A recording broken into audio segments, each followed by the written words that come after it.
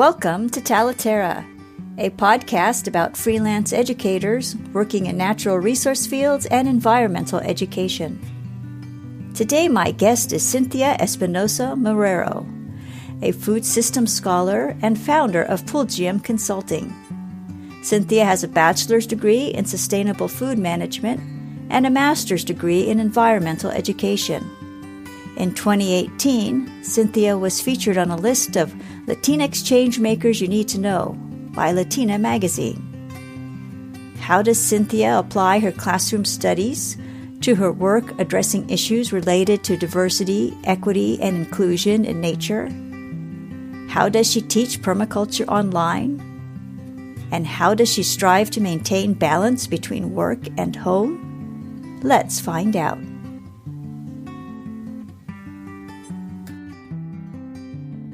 Thank you so much for wanting to share what you do. If you could introduce yourself to listeners. Yeah, so thank you also, Tania, for creating this podcast and getting our work out there. So we really appreciate it. I know I do, for sure. So my name is Cynthia Espinosa Marrero. I currently reside in a small city in Massachusetts called Holyoke. We're in the western part of the state. And I am passionate about food, community, social, racial justice, and been a community activist for many years here, and also an educator. Very informal, and I think part of being a community activist or community advocate got me to learn that I want to do environmental education. So through that journey, I was able to get a master's degree in the field, environmental education field, and really apply what I was learning in the classroom to the community, which was really exciting. So right now, I'm a new mom, so I decided to also take care of myself and all that, and decided to look at more independent education and consulting. So I currently own Pulgium Consulting, which is named after the pennyroyal plant.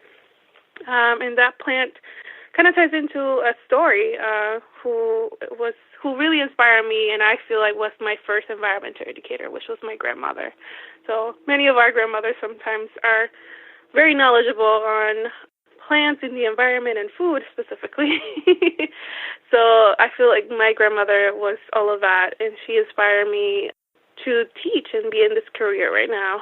She passed in 2016, and that's when I kind of had the aha moment that because of her influence, because of her way of being involved and in touch with nature, she taught me all about plants. And I realized that I'm following that legacy now. So my family have been farm workers for generations, and it wasn't until, her passing, that reflecting of my interaction with her, that I learned, wow, I'm really following the steps of my ancestors. So it was very exciting. And I found myself in different organizations and seeing organizations asking for more information about storytelling, about different stories like diversity, equity, and inclusion, and what does that even mean to us, and how does that tie into environmental education. So I found myself in this spot of looking at research, because I love research, looking at environmental education practices, and also sometimes sharing my stories in ways of other people of color who are in environmental field want to go about, talking about diversity, equity, inclusion in nature. So I found myself creating this unique consulting business to do trainings and professional development on these topics of diversity, equity, inclusion. And within those professional developments, I tie in activities that relate to environmental education, or things that I would do with either a group of kids or with a group of adults outside. I will tie it into professional development, because we all are kids at heart, so we also need some playtime, some nature time to connect and find a common ground to then have conversations that can be uncomfortable, but then we can find solutions to those. So that's sort of what I'm doing now, and as an independent educator. I'm certified in permaculture I'm sure many people know, but permaculture is inspired by indigenous knowledge to meet human needs while increasing the health of the ecosystems through design. And this is a way, it's kind of like a design system looking at nature and the patterns in nature and how can you design either a backyard, a building, or even system, social systems like government, or an organization, culture. So I do that independently as well. I joined 39 other women from all around the world, which is very exciting, to teach a certification class online.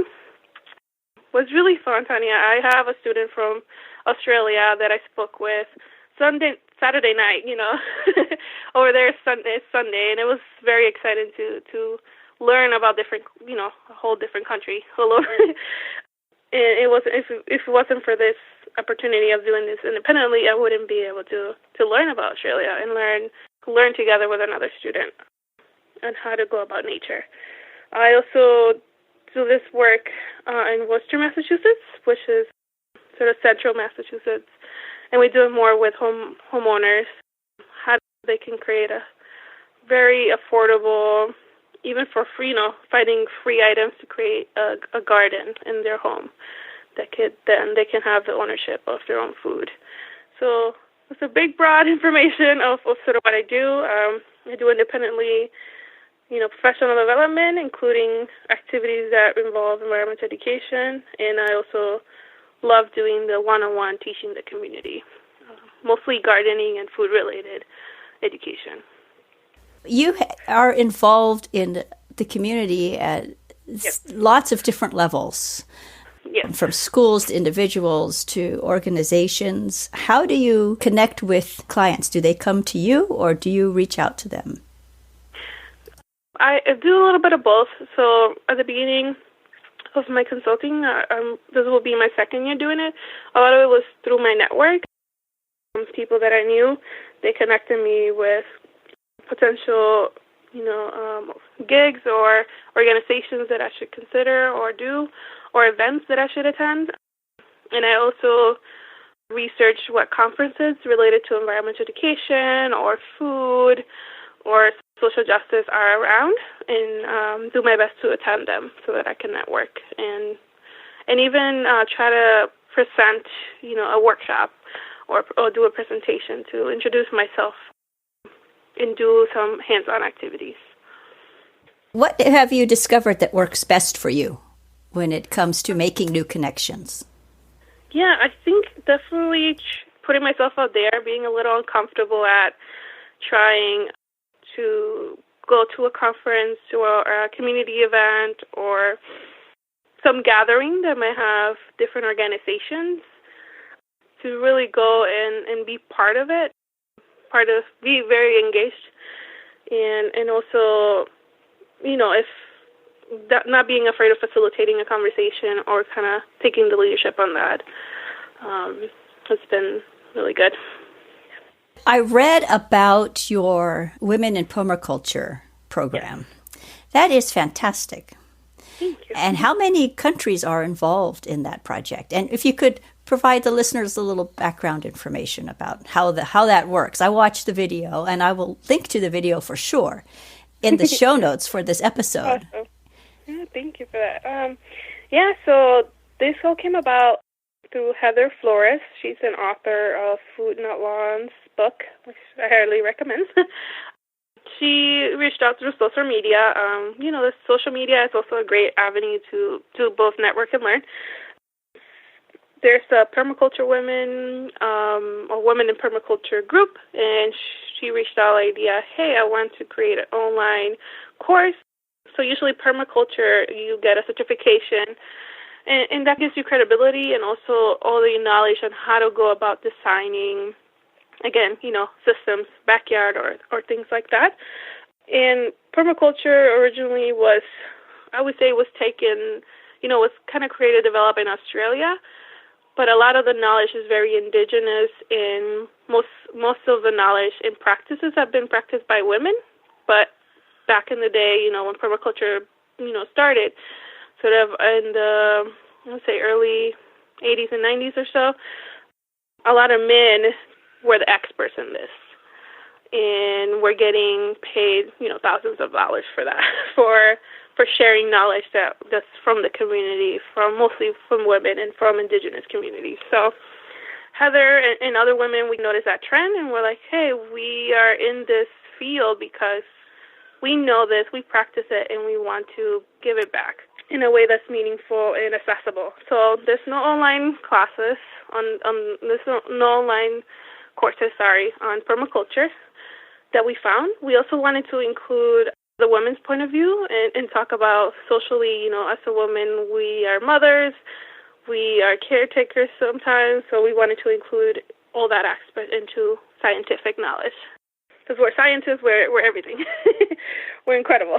So we have people from the UK, some instructors from the UK, Australia, Spain, the US, and people who are involved in the Caribbean as well, who came together, and we all took on a topic to cover. I cover big land, so how to go about designing and looking at your, just say 100 plus acres, and how can you go about designing it so it can maximize your production and your goals for that. So we have topics about, looking at your livelihood and how the permaculture applies to it, because we have ethics and principles. So the ethics are earth care, people care, fair share, and how can you go about taking care of the earth in your own daily practice, taking care of yourself and other people, and then sharing the surplus, whether it's you're above income and you want to donate, or if you have a farm and you have a lot of food, what can you do with that? So this course, usually the requirement is 72 hours, but this one you get 2 certificates. You get the 72-hour certificate, and you also get an extra certificate to cover topics about social permaculture. And a lot of it talks also in the social permaculture certification, again, mentions kind of like livelihood, caretaking, but also like social justice, racial justice, and all that. So you get a lot. And it's incredible to see the different expertise, both, the science, the social, the humanities, all in one course. So it's very unique. And we're still learning from our students, getting feedback to improve this course. That's wonderful. And so how long has the course been taught? So we opened up the website last April. And again, this is our first year. We kind of had the idea that people will take about up to a year, because it's at your own pace. There's videos, all the courses have videos and handouts that you do, and at the end you create design projects. And what's also very unique is that all the instructors also are mentors to the students. So I have students that I personally, sign up to myself, but also we get assigned students. So I have a student. All my students don't live near me. They're all pretty far. One of them is in Milwaukee. The other one, like I mentioned, in Australia, and I have another student in California. I'm the mentor as well. So I can talk to them. I recently talked to them via Zoom or online just to see how their project is going, if they have questions, and, we can meet. I know some of another instructor in Seattle, she happens to have all her students nearby, so they have like monthly potluck meetings. So it varies per instructor to meet up with their students. So I think that's also very unique that you have that mentorship, and we can meet up or talk, as often as the student needs. So very unique. So as a mentor in this program, and your specialty then are big land projects? Yes. Do the students you work with, do they primarily have big land projects specifically, or are they homeowners as well? They do not. So I have one student that has a big lands project, but so in this course I teach that module, that section, but I do have some expertise in I have more expertise in soils, also like social permaculture and how to, do community organizing, how to involve the community. So one of my students has more of a community garden project idea. My student in Australia does have a big land project, so that kind of applies there. And the other one is more of a homeowner who's trying to involve their family to do a garden. So they all vary, and all the projects, all the students have very different goals for that. Some are more personal. They want to, plan their lives around taking care of the earth or being more environmentally friendly and applying these principles and practices to their lives. Others are, have, 65 acres. So it all varies, and I think it's very unique. The students, like I mentioned, the ones that sign up through me, they picked me because they thought that I had the skills that they need. So I thought that was really unique and nice to be like, oh, wow, I got chosen because somebody really wants to connect. So I think that was really, really cool to do that. And I think that's something as an independent educator, I see myself like sometimes the confidence level, because you're going out there by yourself trying to almost sell your expertise and so it could be sometimes challenging and scary.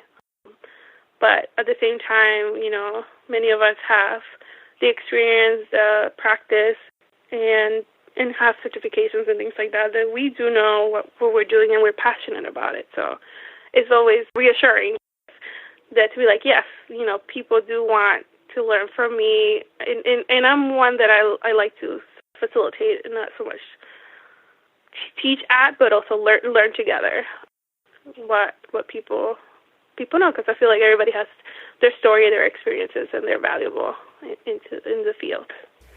No, absolutely. But the people you work with, and they are already interested in permaculture. So you're not walking into a room full of strangers doing a hard sell or anything like that. They are already wanting what you have. True? I would say yes and no. Part of it is yes. I would say for the online course, yes.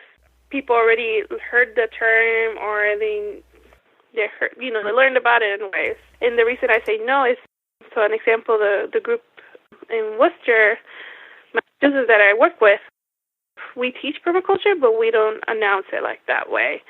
We go about doing gardening, and we lead by example. We apply the knowledge into the practice because we want to make it accessible. Sometimes, different big topics or can be very challenging and cannot be very welcoming. So we try to meet people where they're at and introduce that way. So an example, people are interested in growing tomatoes because that's what they eat, and they heard, they probably heard it's good, or they're really interested in trying to save money. So that's how I'm going to approach it. Let's talk about tomatoes. And I'm like, oh, by the way, if you do this to the soil, it will help your tomato more. So it's kind of like really looking at how does it, what's the common ground, what's the level that we can do this work. 9 years ago, for my previous educational resource, I interviewed somebody who was a permaculturist. She was building a permaculture garden at an arboretum in a botanic garden here in Southern California.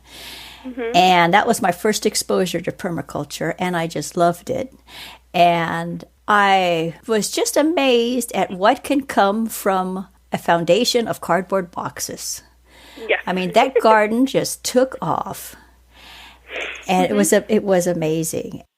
What type of reactions do you get from people who are new to permaculture and who start something from cardboard boxes? And then do they look at you like, are you crazy? I think, I would say all of that. I think a lot of it is kind of like aha moments, like, oh, that's very simple. Sometimes some terms and words, can be very scary if not known, or, when you think about permaculture, you only, picture forest-like gardens that I don't know what's growing in there, and then people who might not know about native plants, because usually, with permaculture, you look at how to either include native plants and really build up the ecosystem. So a lot of that includes perennial plants, so plants that, grow for many years and so on. And right now there's still, the societal mind shift of annuals and like I need my vegetables right now, I need my tomatoes, in certain areas. And I live in Massachusetts, which is obviously the winters right now, and we have a very limited season. So sometimes, I try to, like I said, some people do they get the aha because I try to find that connection. Like, hey, by the way, you have a bunch of leaves in your backyard. Those can become part of compost, and that's free soil. I try to use things that are either people that can save money. And definitely cardboard is something big, that people are like, wow, I have like a whole basement full of cardboard. This could be used to create a garden. So usually in Worcester we use that. We use cardboard, things that are out there that could be seen as waste or a lot of work to put out. It could be used to create soil. And that's exciting for people. This is very exciting because they're like, wow, I have all this stuff. And then they're like, oh, what about newspaper? Can I use, certain paper? And we're like, yeah, you can, we kind of go into that. So I think it becomes an exciting aha moment. It's like, wow, I didn't know. And then what I also hear is kind of like, I remember, they remember either their parents or grandparents of doing this, but they never called it permaculture. It's like, yeah, because this is a practice that we've been doing, and this is a way to reintroduce it again. So you get all those awesome reactions, and I think that's what I love. It's like, oh, yay, that's exciting, and they already make a plan on how to go about it, either at the home or the apartment and all that. Yeah, that's fun. It's really good fun. Yeah. What does your typical day look like for you? And before you answer that, let me commend you for managing your time the way that you are managing it. Thank you. With the, let me explain to the listeners, I sent Cynthia an email on a day where she wasn't in the office, and the email explained, what her office hours are now that she's a new mom, and how she was separating family time from work time and taking care of herself as well. And I thought it's a really fine example, that email, of recognizing who is contacting you, but also setting your boundaries. And so how did you come to write that email? Yeah, thank you. Thank you for that. I would say after being burned out for many years, it'd be working all the time, anytime, having my email on my phone, which is good and bad because then you're constantly on it. I think, I came into this independent educator consulting world because I had to take care of myself mentally. I suffer from depression, and, after having the baby, I definitely went through the postpartum depression and anxiety. So I had, like mental health, there's a stigma about it, but it is, you have to take care of it exactly how you do physically, physically ill.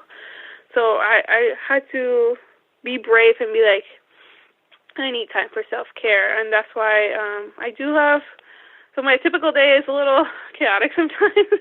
I do have a small part-time job right now to help in Smedes because I'm currently doing more rebranding of my business instead of planning, kind of strategic planning of that. So I'm not really doing more, I'm not getting jobs within it right now. So I want to really take that time to do that. So, I set up the time from like Tuesdays through Thursday. I will check my email and reply and do consulting-related work those times.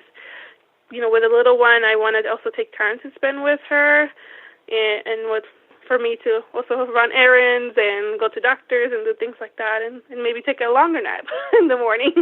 So, Mondays and Fridays, I try to do that piece. And on the weekends, I try to spend them more with my my husband or family members or friends who come and visit. So, it took a while. I switched it back and forth.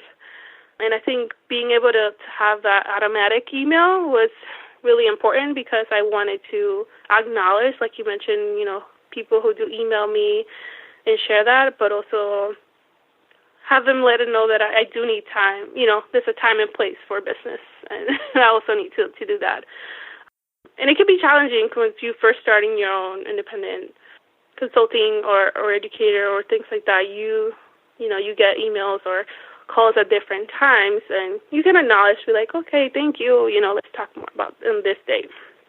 So, I think it took a while. For a while, I would, work many hours, and schedule things on weekends when family wanted to get together. So it was challenging. It was very challenging. I think this past summer was the first summer I had off for many years, over 7 years of doing work. So it was weird. It was exciting, but also, I'm used to being so busy that being so still was also really an interesting process for me.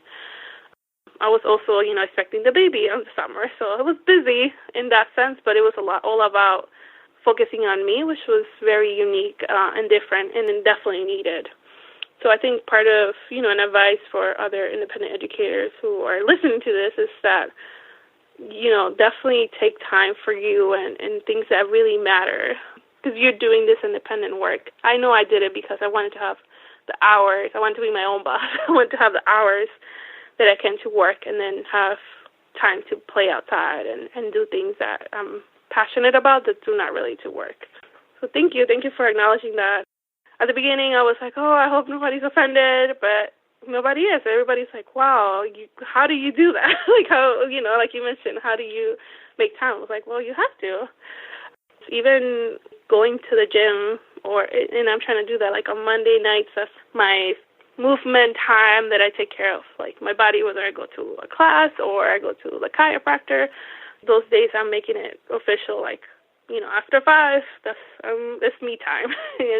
and I would say, acknowledge my partner, my husband, who was like, okay, go away from the house and worry about the baby. And having that support system always helps too. So I do have to acknowledge that. Mm-hmm.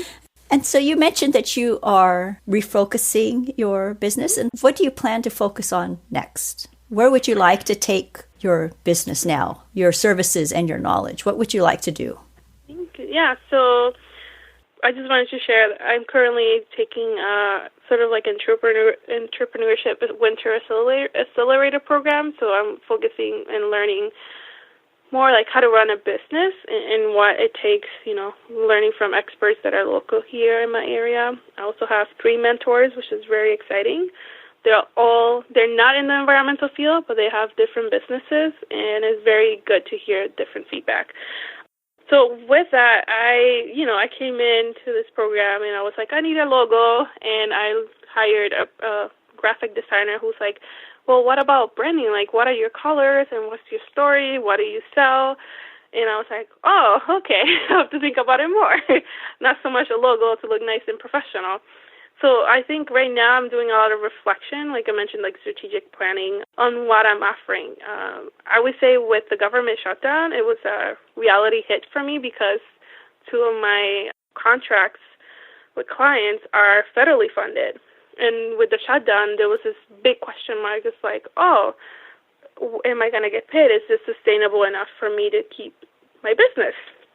So I realized that I need to learn how to diversify my income stream and how I get paid, because eventually I want to create a consulting firm that I can have either partners or employees that are environmental educators, and they do all this work. So I am currently looking at rebranding my name, because Palladium is a Latin name and not many people know about it, or it's confusing and they look at me like, what do you do?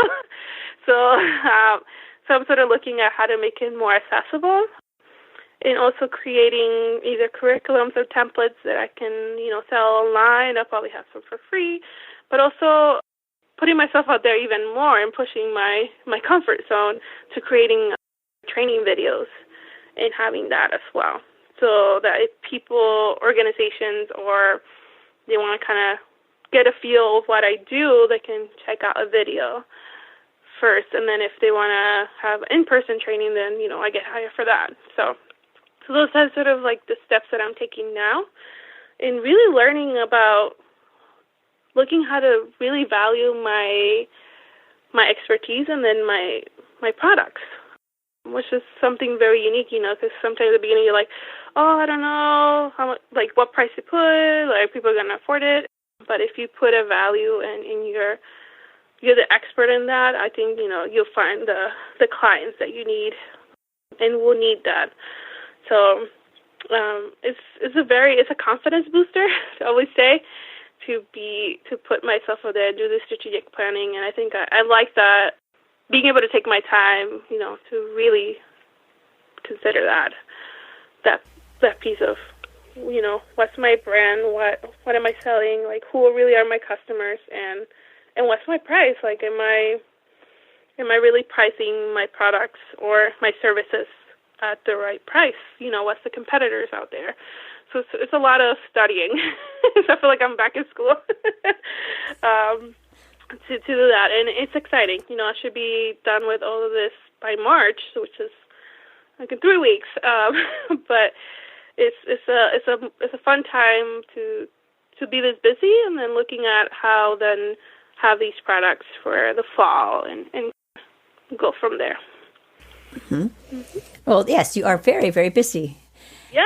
And you're being thoughtful and investigating everything. And it's really good. You mentioned that you're working with people outside of the field of environmental education. Mm-hmm. Mm-hmm. I've come to learn to work with people from various different industries, because if you only talk to people within your circles, you all have the same blind spots, and you all see things the same way. And so it's good to talk to other people. Mm-hmm. Yeah, and the insight that I get from my mentors, one of my mentors, she owns a pet service. And, I get all these incredible marketing information and how to go about contract with clients in different systems. So this has been really incredible to look beyond, outside, like they say, outside of the box, and do that. So it's very exciting. One thing I found that one of my mentors asked, and I found very interesting, especially as an independent, consultant, that you probably are, networking and sharing, like, I do these services, is sort of to create a job description for myself, which I was like, whoa, it kind of blew my mind. So that really helped to be like, oh, what am I really doing, or what do I want to do? So I'm sharing that because maybe other independent educators want to learn. Creating a job description for myself really helped. This is what I do currently. I do everything. I'm a business owner, but maybe I can look and see where I need more help and either hire an expert in this piece. Like I mentioned, I want a logo. I could have done my own logo, but I'm like, well, I need help because I don't really have time. But and with that, now I'm rebranding and learning so much from this graphic designer about business. So it's always good to invest in your business and sort of invest in what you need help, and it's okay to ask for help. You are just all over, and I read about your work. Really? Yes. Sometimes it's like good, but also like, I feel like I'm all over. So sometimes you have to be out there, to kind of get the word out and see what works or what doesn't work, So definitely I feel like doing community, like one-on-one community education, I went the permaculture route, sort of teaching that piece and like gardening related and food related education. And then I also do the professional development as well. So I found myself in these two. And for a while I was like, I think I'm doing, I'm kind of doing a little bit of everything. And I think a lot of it is also, my name is out there too because of my involvement in the community here. So it's been exciting and hearing positive things about, like, oh yeah, I know that person and they do great work. It's also reassuring to hear that. Mm-hmm. So sometimes you gotta be really out there, because when community, when you are, I feel like when I'm all about community engagement and I'm part of my community, so you gotta build relationships and be out there. Mm-hmm. Yes, yeah, and you do a lot of community work. Well, you sent a lot of seed to Puerto Rico. Your family is from Puerto Rico. Yes, correct. Mm-hmm.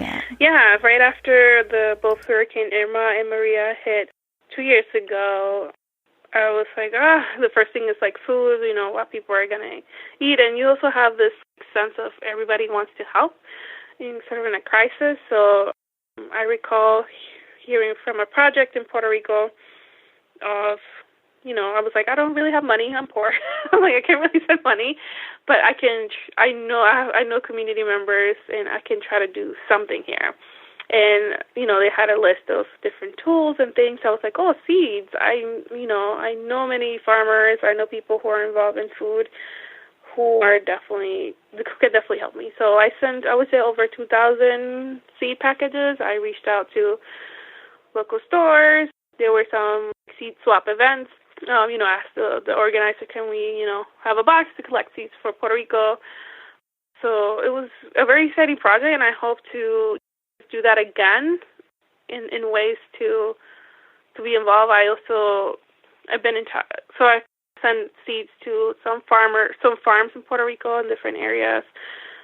I also got in touch with individuals who either have a garden or have a farm, and also send it to them. One of the cool projects that I sent it to is a group of women farmers who have their own farm businesses in Puerto Rico.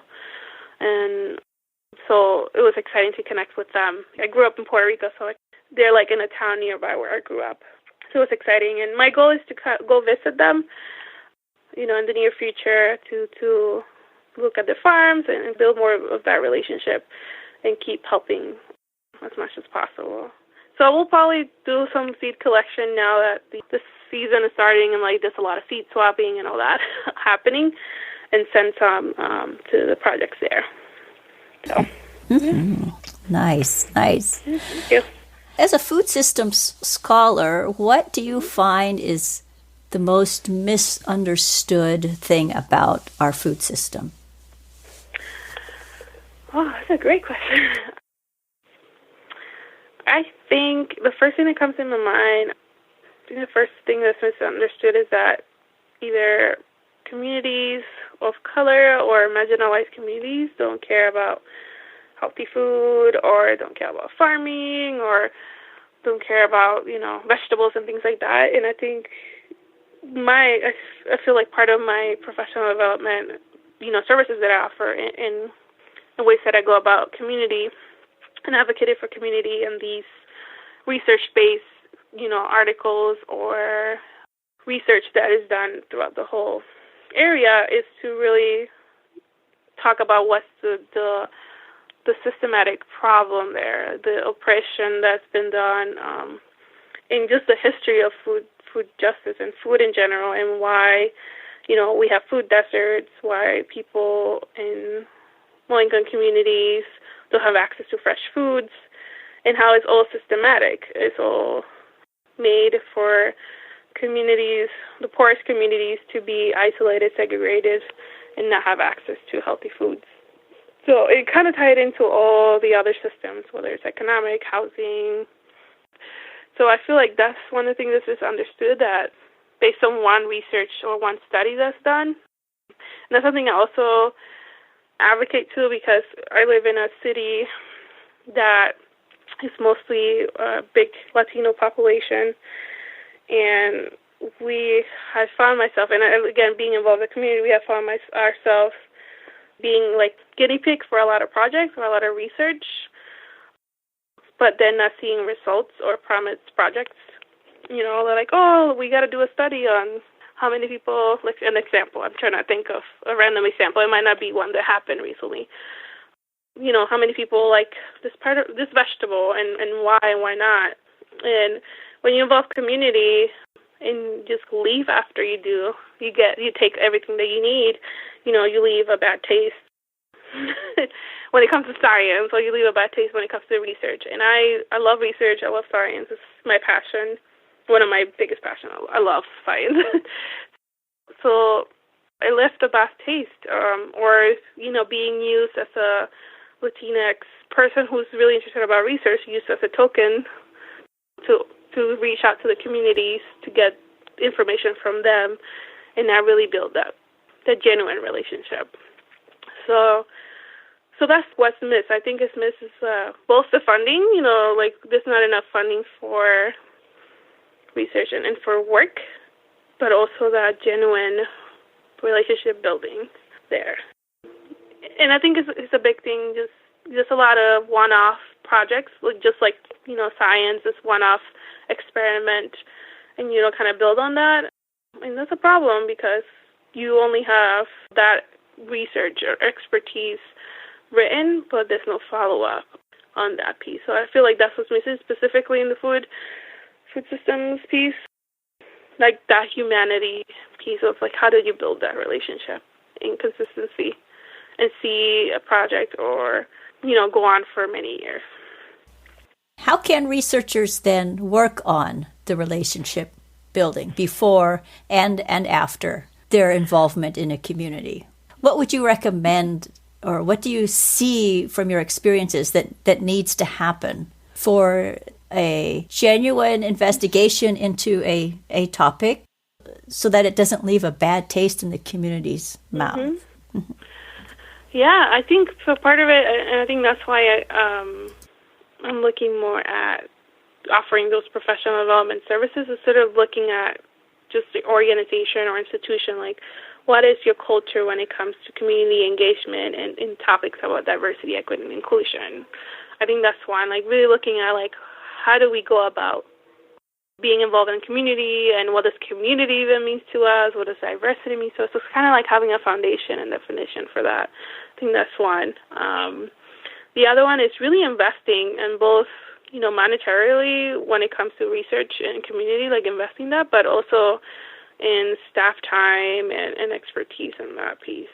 So being able to be genuinely, building a relationship takes time. Like if you're either dating or having friends, it takes time. You have good times, you got bad times. So, and I think part of it is really working with partners in the community for a long time and open to feedback, because we all have different agendas and things to meet. So being flexible to adapt and change any topic or any research that you do based on that. So really engage them from the beginning. I have funds for research. What is the community interested in? This is what we can offer. How can we partner in that piece? And really, follow through that, keep that conversation going. Just like you might send a text message to your friend, like, hey, let's hang out Saturday, do the same thing with organizations, like be constantly, involved in them. If they have events, go to their events. And that's what I mean, like investing both time and money if it's possible too, to building that relationship. Researchers asking funders to really be invested in giving funds for a while. And I think that also has to shift with funders and foundations to be like, hey, if you really want to invest in the community and see change, we need funds for more than 2 years or 3 years, and just for, because that's the thing, a lot of funders, I feel like I've seen, they like innovation and projects that are new, but they don't really fund both the organization that's hosting it or follow up on that. So also changing that. So it's a lot of I see it more as systems. Like, how can you change the systems there so that it can have a ripple effect down the line? Thank you, Cynthia, for the work that you do and for all the change that you create. Thank you so much. Thank you so much for this opportunity.